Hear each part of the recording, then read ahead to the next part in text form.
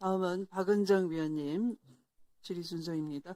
5번입니다. 네, 법원행정처장님, 오늘의 처장님의 태도는 매우 충격적입니다.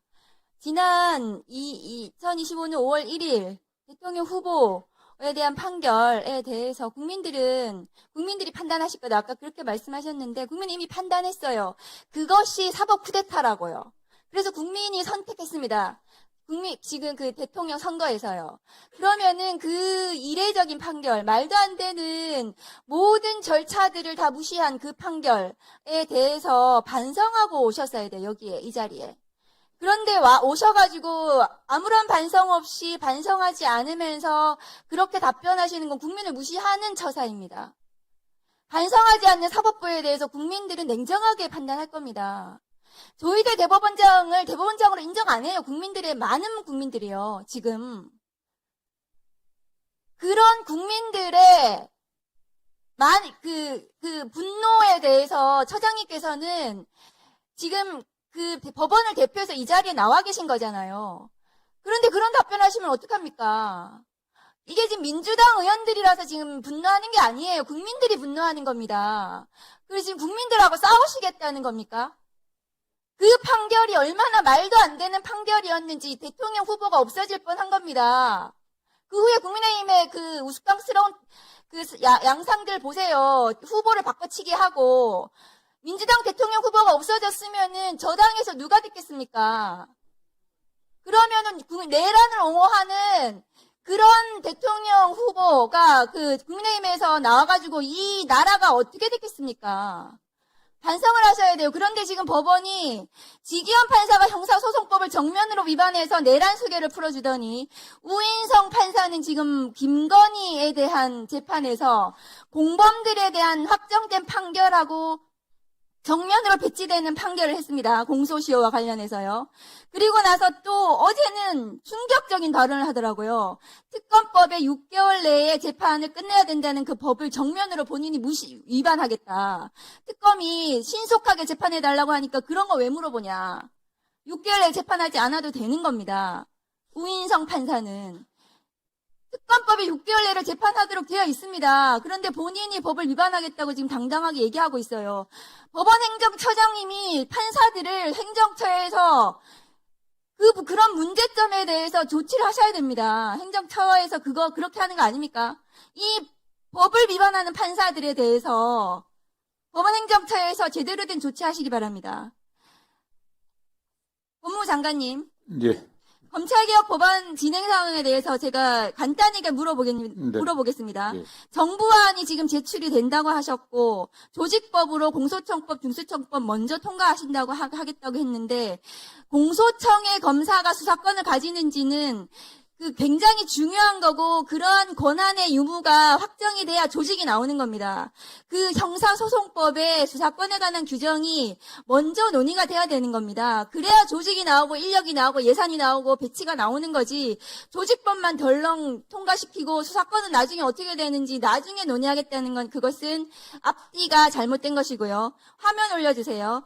최근에 대통령 신년 기자회견에서 공소시효 이틀 남겨두고 송치하는 경우에 예외적 보안 수사권에 대해서 말씀을 하셔서 수사 준칙이라는 게 있습니다. 검경 상호 협력에 관한 준칙에 공소시효 어떻게 검경이 협력하는지 규정이 되어 있어요. 검찰에서 공소시효 이틀 남겨두고 송치하는 사례가 없어요, 실무적으로. 제가 있냐고 물어봤더니 검찰이 자료가 없다고 했습니다. 저한테 자료 못 내놓고 있습니다. 그런데 대통령이 저렇게 말씀하셔서 그런 사례가 설사 있다 하더라도 저렇게 협력해서 실무적으로 처리하고 있습니다. 다음 보여주세요.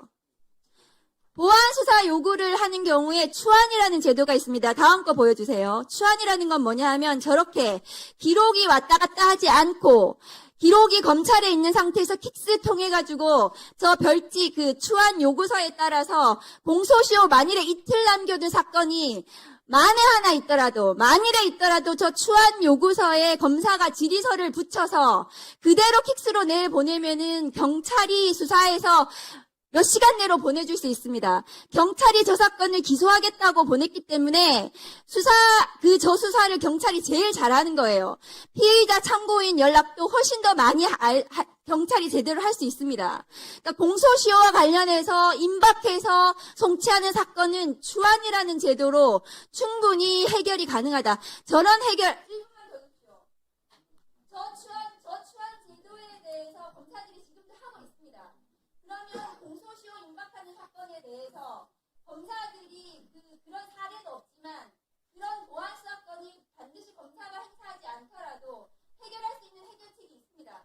그런데 장관님께서 그 자리에 앉으셔가지고 검사의 보안 수사권을 행사해야 되는 이유로 공소시효 임박 사건을 말씀하시면 안 되고 수사기소 분리라는 검찰 개혁 법안을 통과시키는 데 있어서 그러면 제도적으로 무엇을 보완해야 되는지를 개혁적인 검사 인사를 통해서 개혁적인 검사들하고 그 제도적인 보완책을 장관님께서 마련하셔야 됩니다. 장관님께서 검사들을 대변하라고 그 자리에 계시는 게 아니고요. 개혁적인 검찰 개혁에 대해서 제도적으로 무엇이 필요한지 저런 문제에 대해서 어떻게 해결할 것인지를 장관님께서 해결책을 마련해서 국민들께 설명하셔야 되는 겁니다. 민주 진보 진영의 시민들은 우리가 가장 사랑했던 대통령을 검찰 수사로 잃었던 슬픔이 있습니다. 그 상실감을 언제나 기억하시고 검찰 개혁에 대해서 책임감 있게 해주셨으면 좋겠습니다. 예, 저는 의원님 좋은 말씀 감사드리고요.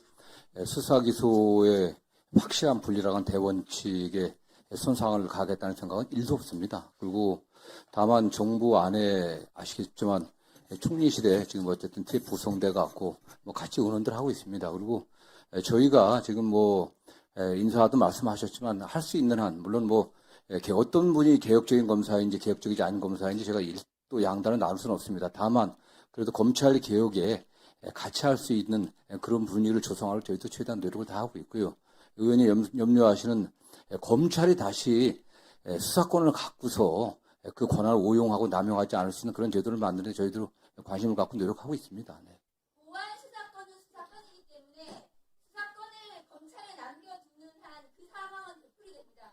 그런데 지금 보안 수사권을 남겨두겠다고 하는 저런 사례들이 사실상 실무에 있는 제도적인 보완책이 충분히 있는데도 불구하고 수사권을 남겨두는 이유가 되어서는 안 되는 거죠. 예. 저런 해결책을 장관님께서 실무적으로 무엇이 시행되고 있는지를 찾아보시고 제도적으로 마련해가지고 그것을 국민들께 설명을 드리고 제도 관습을 마련하셔야 되는 겁니다. 예, 저희도 다양한 의견들을 준비해갖고 TF에 제출하고 있고요. 저는 보안 수사의 방점에 보완하는 점, 경찰 수사의 미진한 부분들, 그걸 어떻게 보완할 건지 저는 늘 그렇게 표현했습니다. 그래서 그 여러 형태가 있겠지만 의원님께서도 많은 또 의견을 주시고요. 저희도 그런 면에서 의원들 염려하시는 검찰이 다시 권한을 남용해갖고 할 수 있는 그런 상황이 오지 않게 또 최선을 다하도록 노력을 하겠습니다. 네. 그것이 보완이 될지 남용이 될지 알 수 없는 것이 사건입니다. 네. 그 보완은 경찰을 통해서 보완 수사 요구를 통해서 충분히 가능합니다. 그렇게 가능한 제도적인 장치들을 장관님께서 마련해야 되는 것이 국민 주권 정부의 검찰 개혁을 하는 장관님의 역할입니다. 일단 저희들도 의견을 내고요. 일단 경찰이나 어쨌든 정부 안에서 여러 가지 또 교수들하고 자문단하고 같이 논의를 좀 더 진척시키도록 하겠습니다. 이상입니다.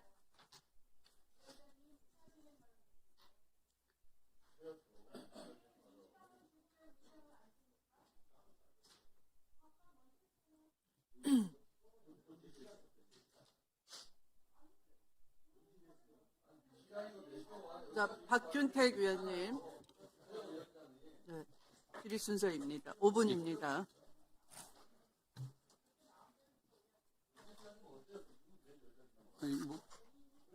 조용히 해주시기 바랍니다. 예, 제가 네. 진행하겠습니다. 우리 행정처장님, 네. 대선 후보 선거법 위반 사건 재판할 때 8만 페이지 기록을 다 보았느냐라고 전현희 의원님이 질문했을 때 필요한 범위 내에서 봤다라고 말씀을 하셨습니다. 그 사건 기록들 복사해서 돌린 적이 없는 걸로 알고 있습니다. 그러면은 주심 대법관이었던 분이 필요한 범위 내에서 봤다라고 얘기할 때 다른 대법관들은 거의 보지 않고 재판을 했다는 뜻이 되는 것 같습니다. 그렇진 않습니다. 그러면 다른 분들은 다 보셨습니까? 다 필요한 범위 내에서는 모든 대법관들이 다 본 걸로 알고 있습니다. 야당의 대선 후보의 출전 자격을 박탈을 하는 재판을 하면서 어떻게 그런 재판이 이루어질 수가 있고 특히 이틀 만에 결정이 될 수 있는지 그것은 아마 정상적인 시각을 가진 국민들은 이해를 못할 겁니다. 그리고 저 반대편에 앉아 계시는 의원님들 중에는 국회의원들은 법안 통과시킬 때 다 읽고서 하느냐라고 반문을 했습니다마는 자기가 대표로서 발의하는 법안은 당연히 읽고 관련된 자료들, 논문들, 현상들 다 연구가 해가면서 하지 법안을 안 읽고 통과시키지는 않는 것 같은데 어쨌든 주심 대법관이었던 분 입에서 필요한 범위 내에서 봤다라고 답이 나온다는 것은 저는 참 놀라운 부분인 것 같다는 생각이 듭니다. 행정처장으로 임명되실 때 이 문제가 제기될 거라는 것 생각을 못 해보셨습니까? 생각을 전혀 못한 건 아니지만 이게 오늘 같은 이런 상황이 될 거라고는 생각은 못했습니다. 근데 저는 이 사건에서 이번 사안에서 우리 처장님의 자격 문제보다도 더 걱정스러운 것은 왜 대법원은 국민의 눈치를 볼 생각이 없는 걸까라는 점입니다. 국민이 주권자라는 것을 인정한다고 한다면 최소한 재판은 또 독립이라고 할지라도 행정이라는 것은 그야말로 독립적으로 이루어지는 것이 아니고 국민의 눈높이에 맞게 이루어져야 하는 것 아니겠습니까? 이번에 그 내란 사건에 대한 영장전담 판사들 2명 임명하는 거 우리 박지원 의원님께서 질문하신 것처럼 왜 거기에 문제의 원인이 됐던 그 4명 중에 2명을 거기에 앉힐 수가 있는 것입니까? 그 4명의 판사들이 문제를 일으켰기 때문에 내란 전담 재판부 영장 전담 판사 제도가 도입이 된 건데 그 자리에 그 문제의 원인이 된 판사들 2명을 앉혔다라는 것 이것은 결국은 법원이 특히 대법원이 국민하고 기싸움을 하겠다는 얘기밖에 안 되는 것 같습니다. 어떻습니까? 저도 정확한 경위를 알지는 못합니다만 제가 아는 범위 내에서는 지금 2월 23일에 법관 정기 인사가 있습니다. 그때까지 임시적으로 담당할 이제 영장 전담 판사를 지정하는 문제에 있어서 기존에 담당하던 4분 중에 아마 이렇게 그래도 이게 결정했 국민적으로 네. 그래도 이게 국민적인 분위기를 생각한다고 한다면 미리 그 법원에 위임돼 있을 법관들 중에서 적절한 인물들을 골랐던 것도 저는 방법이었을 것 같은데 어쨌든 법원은 국민의 어떤 시선보다는 내 편이 우리의 시각대로 한다는 그런 마인드를 가지고 있다는 것 이게 가장 큰 문제라는 생각을 해봅니다. 어쨌든 우리 처장님의 임명 문제나 영장 전담 판사의 임명 문제나 이런 것들이 어떤 사법개혁 논의를 더 촉발하는 문제가 될 거라는 점 여기에 대해서는 각오를 할 수밖에 없는 그런 부분이 있는 것 같습니다. 어쨌든 2월 23일 이후에 어떤 인사 이동이 있고 나면 영장 전담 재판부가 새로 구성이 될 거 아닙니까? 그때는 정말 그 수원 브라더스 법관 같은 사람들이 중앙지법 영장 전담 재판부나 내란 사건 영장 전담 법관으로 배치되는 일이 없도록 정말 각별히 유의 좀 해주셨으면 좋겠습니다. 그 내란 전담 재판부 특별법에 법관 사무분담위원회에서 아마 결정하게 돼 있는 걸로 알고 있습니다. 거기 절차에 그러니까 좀 제발 좀 정상적인 결정을 하도록 좀 분위기를 만들어 달라고 제가 말씀을 드리는 겁니다.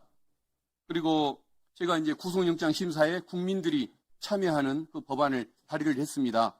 영장에 대한 배심제도, 참심제도이겠죠. 이게 추진되는 일이 없도록 정말 정상적인 영장 심사가 이루어지기를 기대하겠습니다. 네, 수고하셨습니다. 저도 그까지는 정확하게 파악을 못했습니다.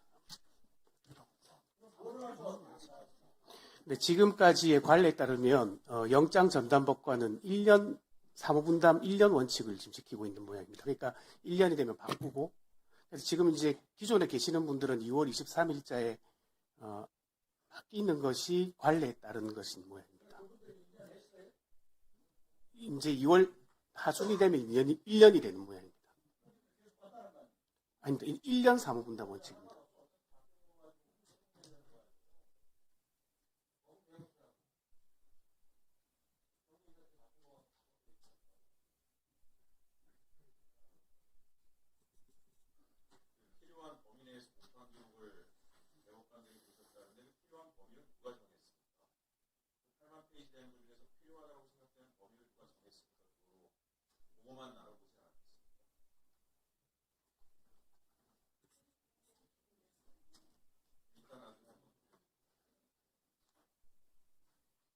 네, 다음 순서는 김재섭 위원님이십니다. 5분 질의입니다. 예, 법원행정처장님 축하드리고요. 첫날 고생 많으십니다. 근데 앞서서 이제 뭐 민주당 의원님들께서 지적을 해주실 때에 이재명 대통령 관련 재판에서 국민의 눈높이 뭐 이런 말씀 많이 하시는데 사실 우리가 법과 양심 그리고 헌법과 법률에 의해서 재판을 하는 것이 국민의 눈높이에 맞춰서 재판하는 건 아니지 않습니까? 거기에 대해서는 왜 명백하게 선을 긋고 말씀하시는 게 저는 맞다고 생각하는데 아닙니까? 물론 뭐 국민의 눈높이를 무시하자는 게 아니라 당연히 제일 원칙은 헌법과 법률인 것이고 그거는 소장님께서도 직접 말씀하셨듯이 헌법과 법률에 맞춰서 그 재판하셨다고 이야기하신 거 아닙니까? 왜 거기에 대해서 당당하게 말씀하지 않으십니까? 그리고 앞서서 뭐 의원님들이 뭐 7만 페이지, 8만 페이지 뭐 필요한 범위 이런 논란들이 좀 있는데 뭐 제가 다시 돌아가서 좀 말씀을 드려보겠습니다. 만약에 그 시간으로 다시 돌아가서 7만 페이지 꼼꼼하게 읽었다고 하면 재판의 결과 내용이 달라집니까? 상고심 재판은 법률심입니다. 그래서 사실관계에 대해서는 원칙적으로 판단하지 않을 뿐더러 이 사건은 1심과 2심의 사실 인정이 대차가 없습니다. 동일한 사실관계를 기초로 법리 판단이 달랐던 거기 때문에 어떤 법리 판단을 따르면 되느냐가 상고심의 심판 대상이었습니다. 그 범위 내에서 봤다는 거예요. 그럼 다시 돌아가서 7만 페이지를 꼼꼼하게 다 읽고 재판을 하신다고 하더라도 하나도 빠짐없이 모든 글자를 1.1획도 빠지지 않고 다 읽는다고 하더라도 재판 결과는 달라지지 않는다고 제가 이해해도 되겠습니까?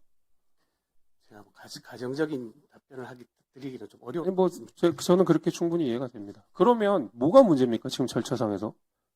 지금 파기환송심이 7만 페이지가 안 읽어서 그것이 재판 결과를 바꿀 수 있다라고 한다 그러면 저는 그건 문제가 될 수 있는데 소장님 말씀하신 대로 7만 페이지를 꼼꼼하게 다 읽어도 결과가 바뀌지 않고 거기에 대해서 판결을 내렸다 그러면 그게 지금 왜 문제가 되는 거야, 절차상으로? 재판을 빨리 하는 게 문제입니까? 문제가 됩니까? 그거 왜 말씀을 못 하십니까? 직접 주심으로 하셨는데. 문제가 됩니까, 그게? 아까 말씀드린 내용을 그대로 반복할 그러니까 저는 우리 법사위에서 재판 결과에 대해서 뭐 이렇쿵저렇쿵 이야기할 수 있지만 의원님들께서 이렇게 여전히 진행 중인 재판에 대해서 사실상 결과를 바꿀 수도 있을 법한 정도의 압박을 넣는 것은 저는 입법부로서는 해서는 안 되는 거라고 생각을 하고 뭐 조희대 사법부 이런 얘기를 하시지만 그 조희대 사법부에서 이재명 대통령에 대한 재판 중지도 결정한 거 아닙니까? 사실 저희도 그거 못마땅하게 그때 많이 이야기했거든요. 어떻게 고법 판사가 헌법 84조라고 하는 것을 인용해가지고 사상 초유의 사건을 이렇게 임의적으로 결정할 수 있느냐에 대해서 저희 불만 많거든요. 그건 조희대 사법부에서 이루어진 결정 아닙니까? 대답 한번 해주십시오. 예, 그거는 고등법원 재판부에서 결정한 것으로. 아니 그러니까요. 그게 조희대 사법부 안에 들어가 있지 않는 거냐고요. 마찬가지 아닙니까? 그거 가지고 우리가 지금 이 자리에는 없으신 분이겠지만 혹여 어떤 자리에 간다 한들 우리가 그 사건을 가지고 그 자리에서 나가라 마라 이렇게 하진 않지 않습니까? 그건 사법부의 독립을 훼손하는 거 아닙니까? 행정처장이고 법원 행정의 수장으로서 법원의 독립성을 지키기 위해서라고 그러면 적어도 그 정도는 처장님께서도 말씀해 주시고 방어하시는 게 맞다고 저는 생각합니다. 그냥 물러서지 마시고요. 법원의 독립이라고 하는 건 굉장히 중요한 가치 아닙니까? 법사에서 어떻게 하든지 간에 어쨌든 재판관은 헌법과 법률에 의해서 재판하게 되어 있는 것이고 그걸 거기다 따랐다 그러면 그게 뭐가 문제입니까? 왜 거기에 대해서 대답을 제대로 안 하십니까? 저는 그게 답답해서 제가 말씀을 드리는 겁니다.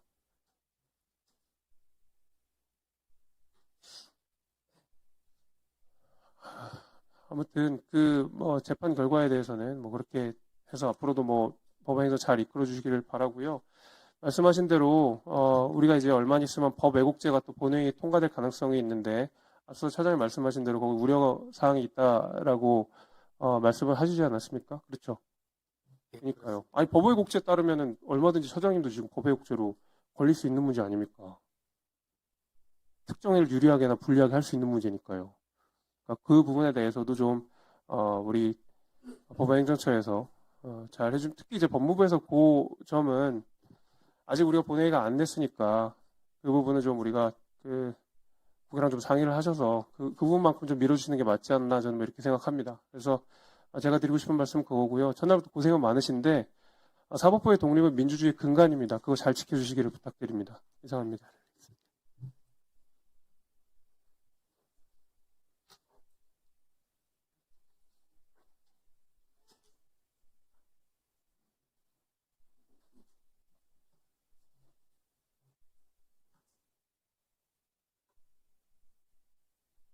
행정처장님, 네. 아까 김기표 의원께서 희대의 부조리라고 말씀하셨는데요. 제가 도저히 행정처장님과 함께 이 논의하는 자리를 가지기가 어렵다라는 생각이 그 순간에 들었습니다. 아무 느낌이 없으신 것 같네요. 그 정해의 시간 동안. 적어도 다시 그 자리에 앉으시려면 왜 그러한지, 왜 그런 발언을 들었어야 했는지 반성이 있었어야 되는 겁니다. 그 자리에 지금 물려받으신 거예요. 누구 대신 물려받으셨습니까? 그 전임자가 누구십니까? 예, 전임자는 천대엽 전임 행정처장입니다. 천대엽 행정처장이 국회에서 이 문제 가지고 답변하는 거 보신 적 있습니까? 예, 본 적이 있습니다. 그러면 인정하시겠네요? 국회에 출석해서 사건 기록을 다 살펴봤다라고 진술하는 것을 누누이 강조하는 것을 다 지켜보셨겠습니다. 제가 알기로는 그런데 지금 주심이면서 필요한 범위 내에서 봤다라고 당당하게 말씀하십니다. 어떤 기준으로 누가 그 유무죄가 극명하게 갈리는 사건을 번개같이 필요한 범위 내에서 자의적으로 보는 권한이 어디 있단 말입니까? 그것이 사법부 독립입니까?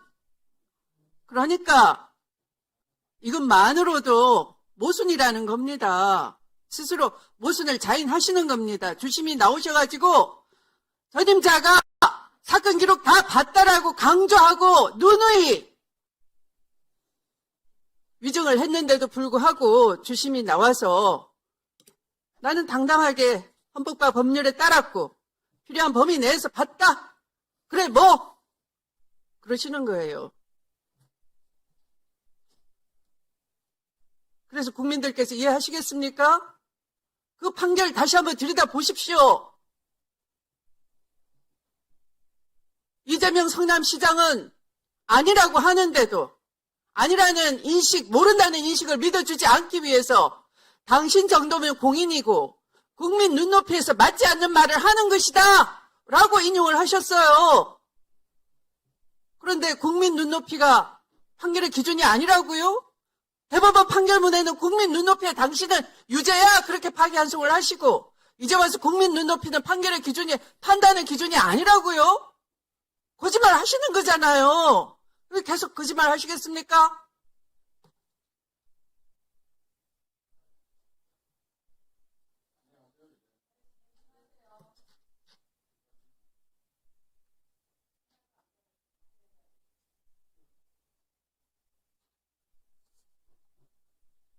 답변 한번 해보십시오.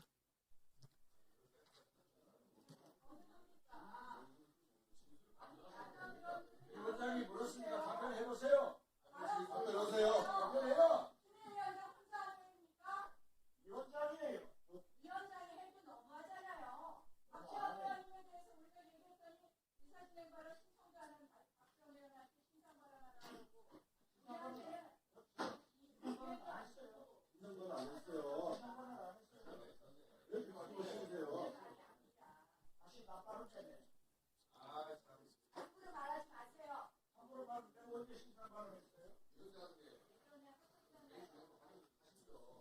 하고 있습니다. 지금 답변 기다리고 있습니다. 여러분들께서 답변을 못 듣게 지금 방해를 하시는 것이지.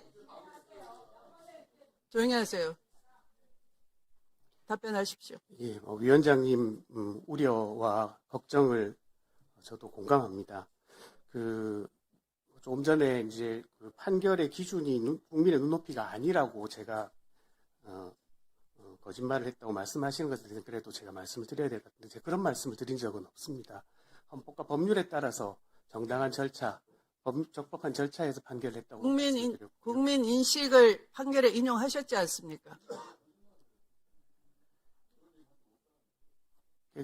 그거는 그냥 국민 인식이라는 게 국민 눈높이 아닙니까? 그러니까 기록을 제대로 안 봤다 이 말씀이에요. 상고 이유를 판단할 수 있는 범위 내에서는 다 봤습니다. 상고 이유는 검찰 아닙니까? 상고 이유서를 낸 쪽은. 당연히 이제 답변서에 필요한 범위 내에도 다 확인을 했습니다. 답변서 내자마자 그 이튿날 전원 합의체 회부를 하시고 편결하신 거 아닙니까? 그래서 그 기록을 실제 그 순간에 어떻게 다 봤느냐를 누누이 국민의 상식으로 질문하는 거 아닙니까? 질문이 궤변입니까? 질문도 상식적이어야 되는 거죠. 근데 그 지극히 상식적인 질문에 명쾌한 답변이 없었던 거예요. 그리고 마침내 주심이 나오신 겁니다. 보무도 당당히. 그러니까 국민과 맞짱을 뜨자는 거냐라고 하시는 겁니다. 위원님들께서.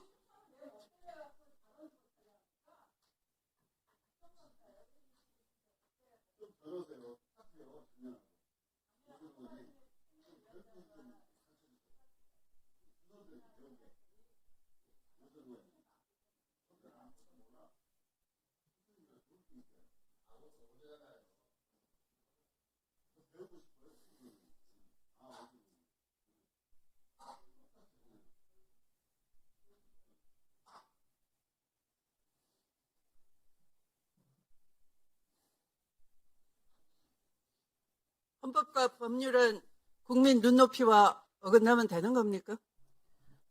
그래서 다시 말씀드리자면 재판을 함에 있어서도 국민들이 어떻게 받아들이실지 같은 것들도 다 모든 것은 아니지만 고려의 대상이 될 수 있다는 것은 제가 말씀드릴 수 있을 것 같습니다. 이성윤 의원님 순서입니다. 이성윤 의원님 순서입니다. 예. 네. 예, 전주울 출신 이성윤입니다. 먼저 제가 2024년 6월에 전주가정법원 설치법을 제가 발의하고 20개월이 지난 어제 드디어 전주가정법원 설치법이 통과가 됐습니다. 전주에는 정말 제대로 사법 서비스를 받지 못하고 특히 가정법원이 없어서 전주 시민들이 전북 도민들이 겪는 어려움은 굉장히 컸었습니다. 선거 이후에 2년 동안 꾸준히 가정법원 설치를 요청해왔고 특별히 전주 가정법원 유치 특별위원회가 있어가지고 이 시민들께서 우리 존경하는 추미애 위원장님을 만나 뵙고 조속히 가정법원이 설치될 수 있도록 요청까지 했습니다. 그 결과 위원장님 그리고 우리 일소의 간사님께서 적극 협조해 주셔서 어제 법안 일소위 통과를 했고 드디어 이제 전주 시민과 전북 도민들께서 바라는 가정법원 설치 소식을 들려드릴 수 있어서 참으로 감개무량합니다. 하루빨리 우리 그 본회의에서도 가정법원 설치법이 통과돼서 우리 170만 전북 도민과 62만 전주 시민들이 그 양질의 사법 서비스를 받을 수 있도록 했으면 좋겠습니다. 법원행정처장님, 네. 정말 실망입니다. 저는 처장님이 처음 나와가지고 제가 5월 1일 조희대 파기환송 판결의 주심으로서 국민들께 송구하다라고 말할 줄 알았어요. 말 끝마다 헌법과 법률에 따라 재판을 했다. 그래서 꺼리낌이 없다 말씀하시는데 처장님, 헌법 103조가 어떻게 되는지 아십니까? 말씀해 보세요. 아니, 말씀해 보세요. 헌법 규정을 외우고 있지는 못해 찾아보겠습니다. 뭘 찾습니까? 법관은 헌법과 법률에 따라서 법률에 의해 그 양심에 따라 재판한다. 이렇게 돼 있어요. 심판한다. 중요한 것은 그 양심입니다. 양심. 예? 법관들이 가장 부끄러운 판결로 꼽는 것이 뭔지 아십니까? 인혁당 사건입니다. 인혁당 사건.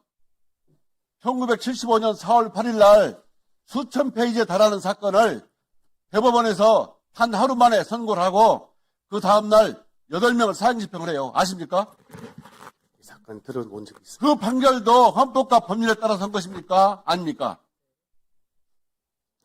제가 담당했던 사건이 아니라서 말씀드리긴 어려울 것 같습니다. 아니, 그것도 답변을 못해요?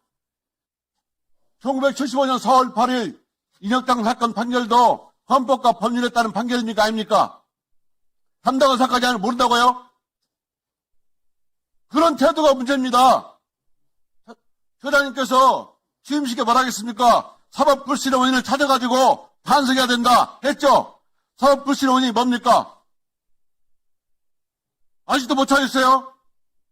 사법불신의 원인은 바로 조희대 대법원장입니다. 오늘 보니까 처장님을 임명한 이유가 설명이 돼요. 조희대는 5월 1일에 사법구태타를 일으켰고 그 사법구태타를 국민들이 내란을 일으킨 걸 본 겁니다. 그러니까 처장님을 사법구태타 주심으로 임명했고 그 주심을 다시 법원행정처 보내서 내란 주요인물 종사자로 임명한 거예요. 그러니까 말씀 못 들은 것이에요. 양심에 따라 했다고. 부끄러운지 아십시오. 왜냐하면요. 판결이라는 게 국민들 눈높이라고 말씀하시는데 양심에 따라 해야 됩니다. 예? 정말 양심에 따라 판결했습니까? 그리고요. 재판 기록 봤냐 안 봤냐 말씀하시는데 정말 더 대답하면 안 돼요. 국민들은 1년에 대법원에서 4만 건 하죠.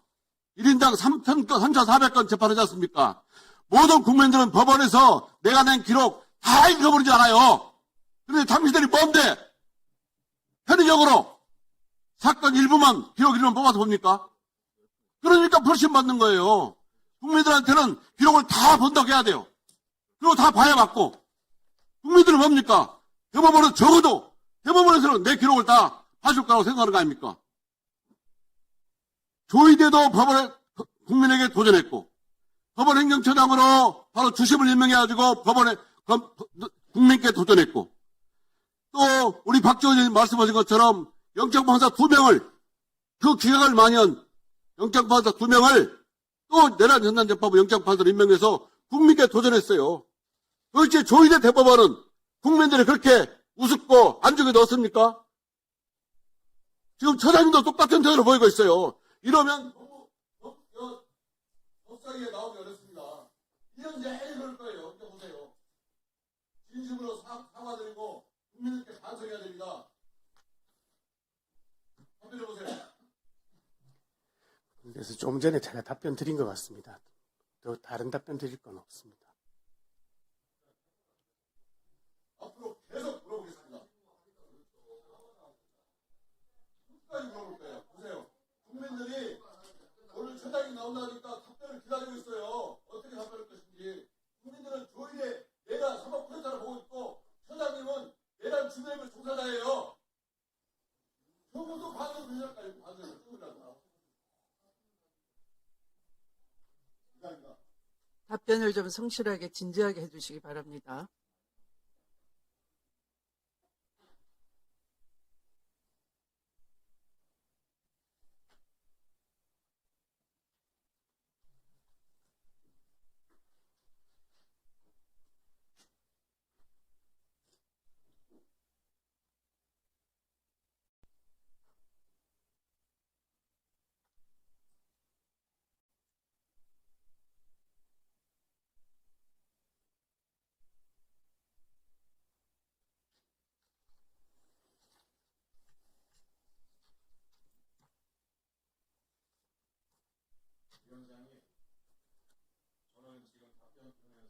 아니, 발언권 드리지 않았습니다. 네.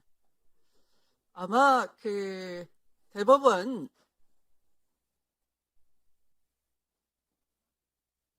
국정감사에서 이 문제가 가장 뜨거웠습니다. 기록을 받는지 안 받는지가 온 국민의 관심사였습니다. 그냥 의원들의 반복된 질문이 아니에요.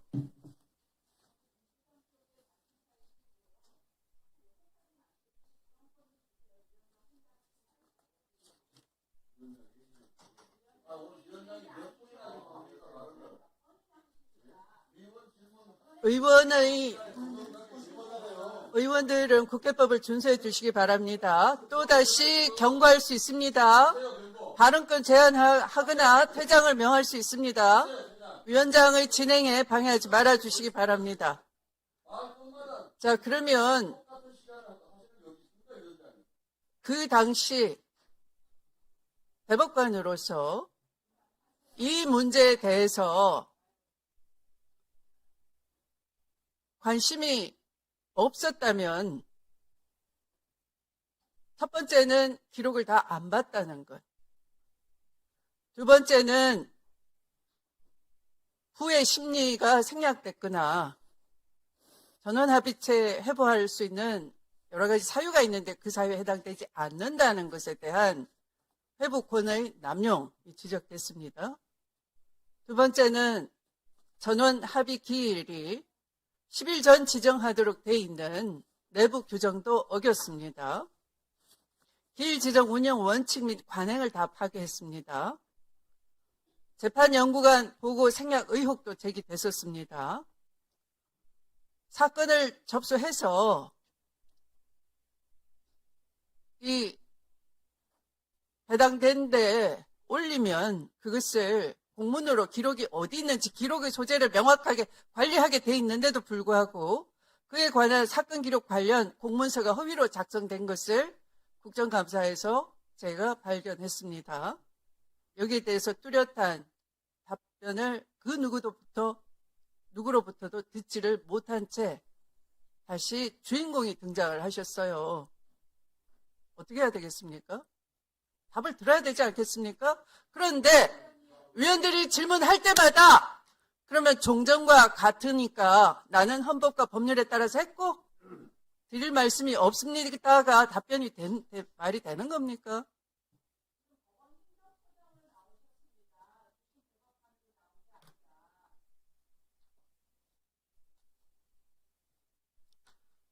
지난번 법원 행정처장은 본인 일이 아닌 거로 일반적으로는 이렇게 합니다.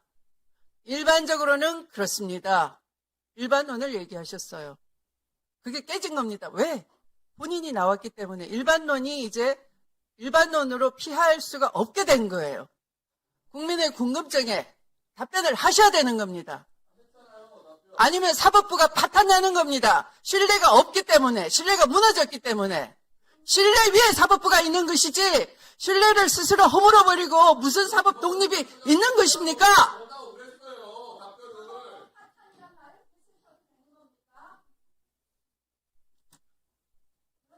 본인한테야 넉넉한 판결 부합해주니까 좋으시겠지. 사법부 파탄 안 났겠죠.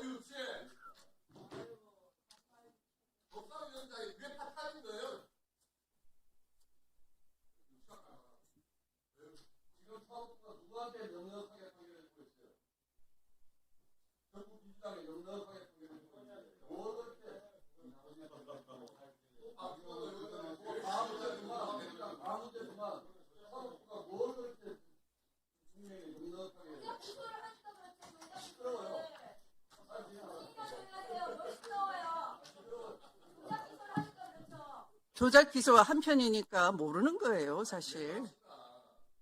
사법부는 수사를 해야 한다. 수사를 필요한 범위를 두고 어떻게 정했는지, 결과를 조작하려고 했는지. 자, 그러면 나경원 의원 질의 순서입니다. 하세요. 잘 해보세요. 그 위원장은 제발 편파 진행 좀 하지 마십시오.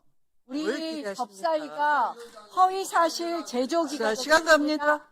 동료 의원한테 시간 허위사실을 갑니다. 내도 신상 발언도 못하게 하고 위원장은 이런 편파 진행 좀 하지 마십시오.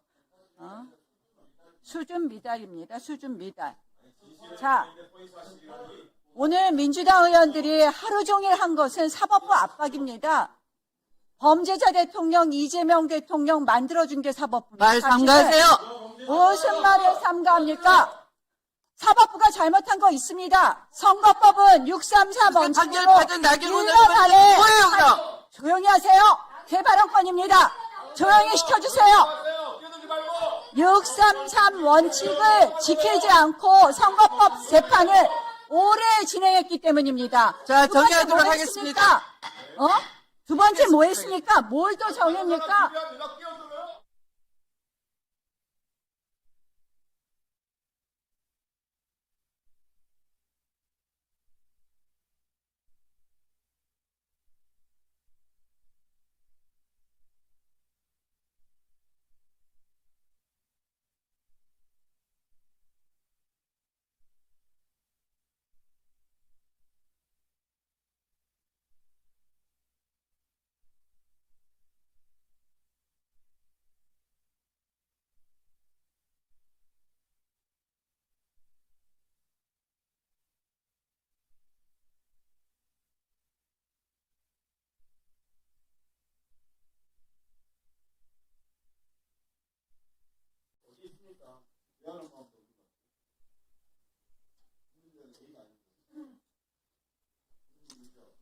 네, 그러면 서영교 의원님 질의하시겠습니까?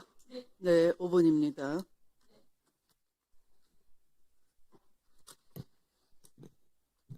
전 박영재 대법관님 잘 오셨어요. 꼭 묻고 싶었어요. 오늘 이 자리에. 자, 사건 기록을 볼 수 있는 것으로 되어 있습니다. 배당되어서 보기 전에 사건 기록을 볼 수 있는 것으로 되어 있습니다. 이렇게 되어 있죠? 사건 기록을 볼 수 있는 것으로 되어 있다. 이건 어디에 나와 있어요? 전자기록은 말할 것도 없고, 그 다음 종이 기록도 대법관이 원하면 사건이 접수되는 순간 볼 수 있는 것으로 알고 있습니다. 알고 있죠? 네. 그러면 본인이 원해서 자기에게 배당되기 전에 본 적 있어요, 없어요? 저한테 배당되기 전에 본 적 있어요, 없어요? 본 적 있어요, 없어요? 본 적이 있습니다. 어떤 걸 본 적 있어요?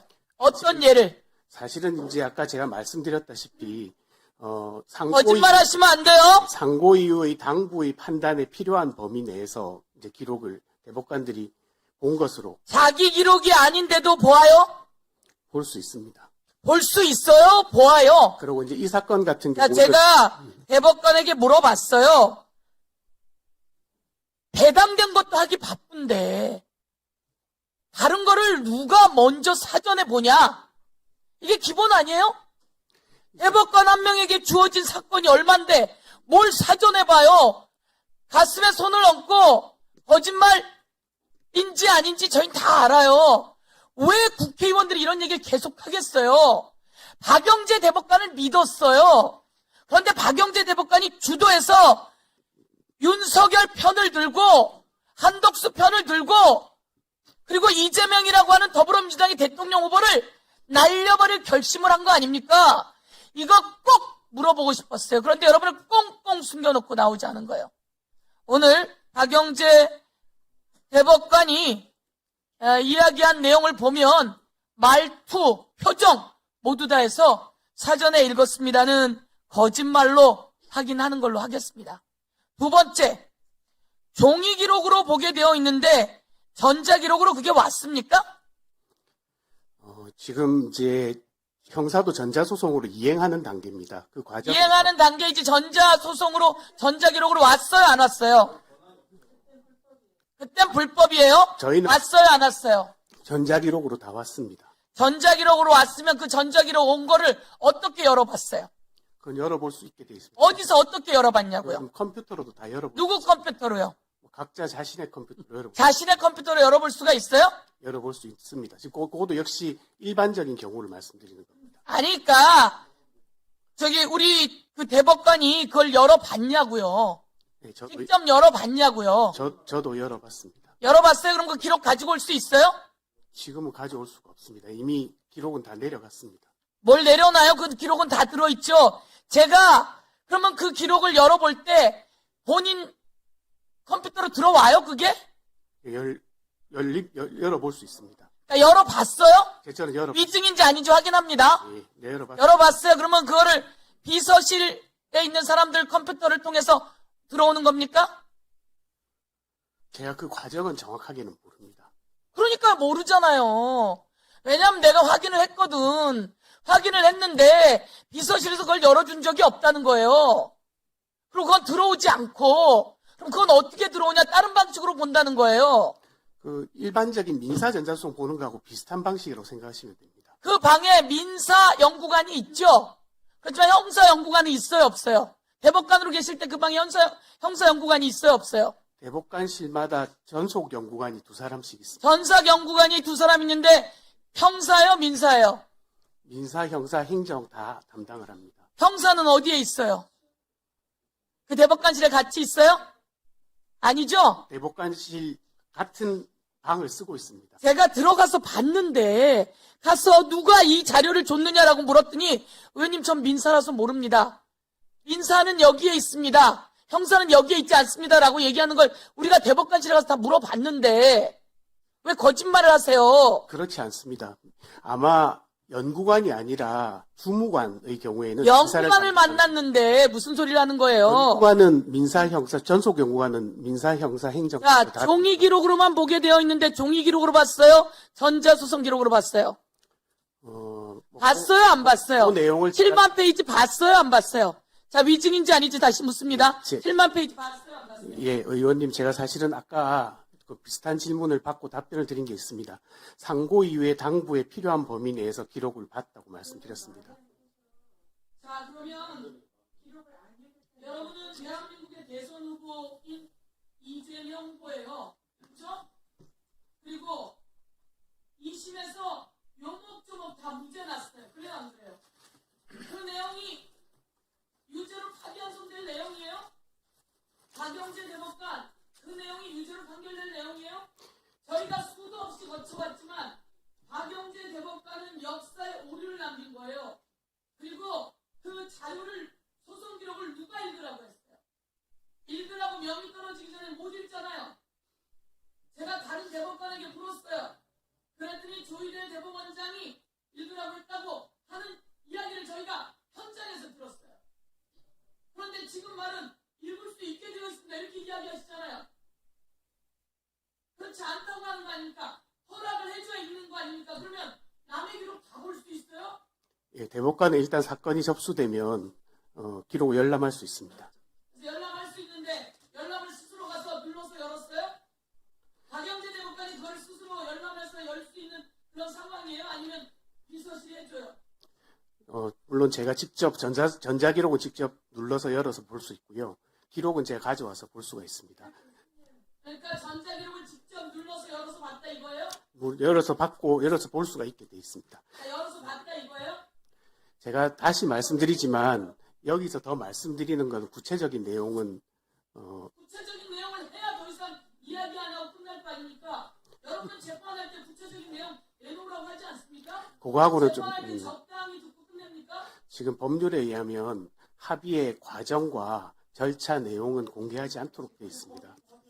대한민국이 합의를 이틀 만에 했다는 걸 다 봤는데 이틀 만에 찬반 투표를 했다는 걸 다 들었는데 그걸 어떻게 공개를 안 해요?